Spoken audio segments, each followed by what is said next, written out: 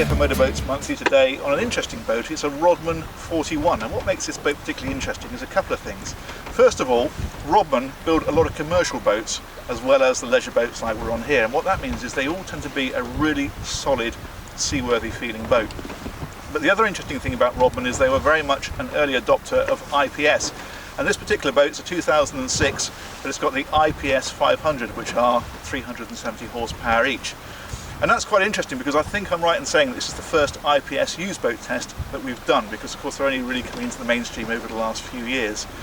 The IPS gives it a couple of really good benefits. If we open her onto the plane, the first thing that we find is that she picks up nicely, but also she performs really well. She'll cruise, in fact, at about 25 knots, flat out. She'll do over 30, which, considering that this is twin 370s and a 40-foot boat, that's going some. But the other thing which I think is particularly relevant is we're up now to about 23, 24 knots. The boat is so quiet. It's like here like this, you can barely hear the engines, they're dead smooth, and it just makes it a really comfortable place to do some cruising in.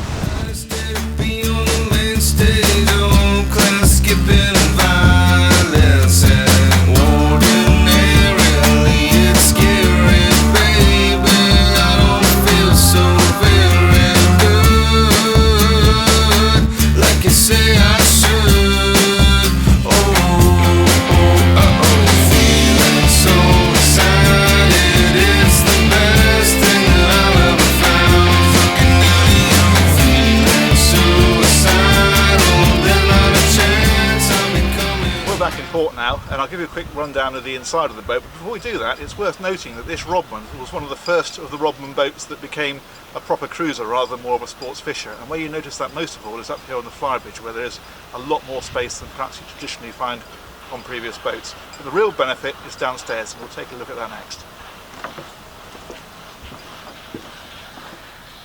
So inside the boat, this is where the whole Rodman cruiser and IPS combination come together, because what you've got here is a typical saloon on a flybridge cruiser of this size. So you've got seating over here on this side and a small two-person seat on this side.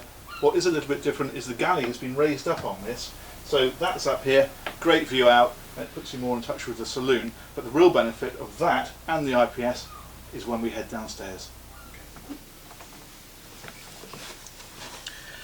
It's down here on the lower level that this boat really scores, because what Rodman have managed to do with it is fit three really good full-size cabins. So you've got your owner's cabin forward, as you'd expect. That's got a central island double bed, as most boats this size will have.